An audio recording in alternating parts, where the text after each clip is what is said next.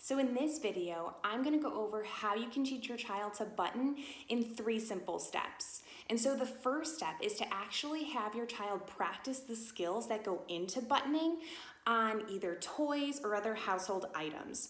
So one of the skills that go into buttoning is being able to hold an item with your fingertips and then put that into a fitted slot. So for example, you may have a piggy bank toy like this one here. Your child would work on grabbing the coin using their fingertips, finding the slot, and then pushing it in. So if you don't have a toy like this at home, you can actually make one yourself. You can use an old coffee tin with a lid or an old Tupperware, an old cottage cheese container. And then what you'll do is you'll cut a slit in the center of the lid, and then you'll just practice feeding it with some coins. The other skill that goes into buttoning is where your child actually holds items using their fingertips and then they move their hands in opposite directions to pull apart.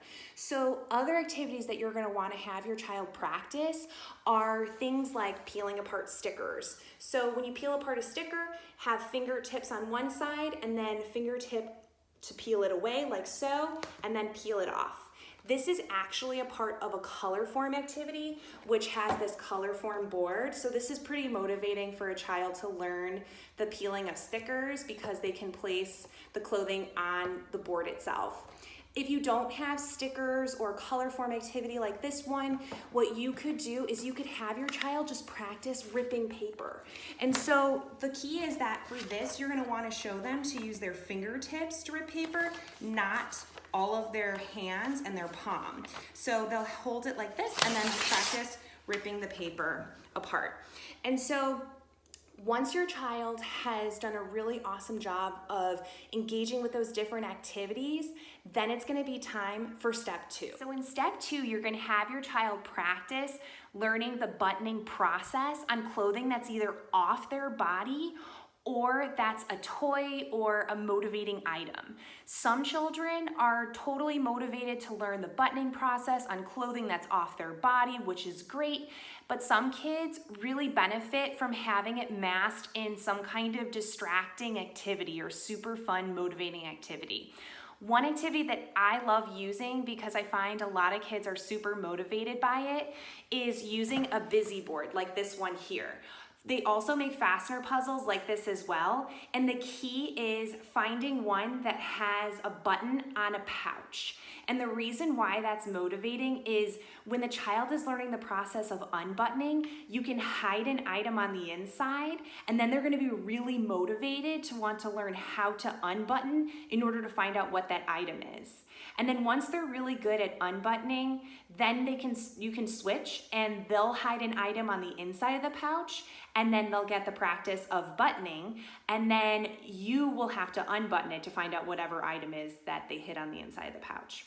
Regardless of how your child is motivated to learn the steps and process of buttoning, I'm gonna show you the steps as well as with the verbal prompts to give your child to help them learn how to unbutton and button.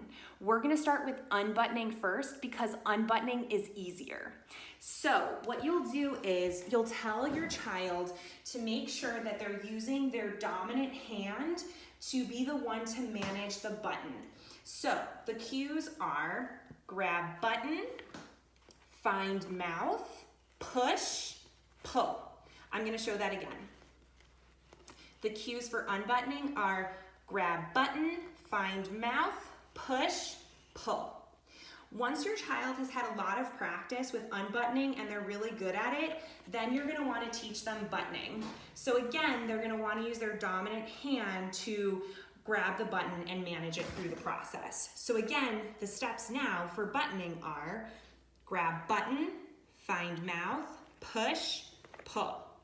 So again, I'm gonna show that for the process of buttoning.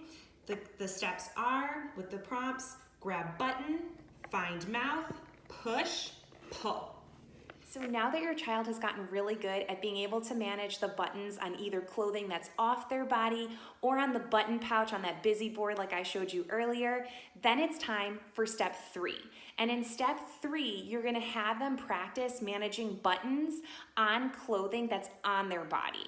And this will be more challenging because they have to look down in order to button, as well as the clothing is on their body, meaning that it's more fitted and there's less material and so less room for error when they're managing the button through the slit. And so I'm gonna provide some tips on how to select clothing that will be easiest for them to generalize the skills that they just learned in step 2. And so my first tip is to select clothing that has bigger buttons. So like I showed you in my busy board, this is quite a large button. So you're gonna wanna select any clothing that you have that has a bigger button, as that will be easier for the child to be able to maintain their grasp on when they're managing it through the slit. My second tip is to pick clothing where there's a contrast between the material of the shirt or the pants themselves, as well as the button. So in this case, it's a pretty busy pattern, but the button is white, so that way when the child is practicing the buttoning process, they'll be able to see the button going through the slit. And my last tip is to select clothing where the slit itself is a little loose. If it's too snug or too fitted, then it's gonna be a lot harder for them to be able to push the button through the slit. So ideally picking one that's a little worn in, so to speak. And so those are the 3 steps that go into being able for you to teach your child how to manage buttons themselves when it's on clothing. Thanks for watching my video.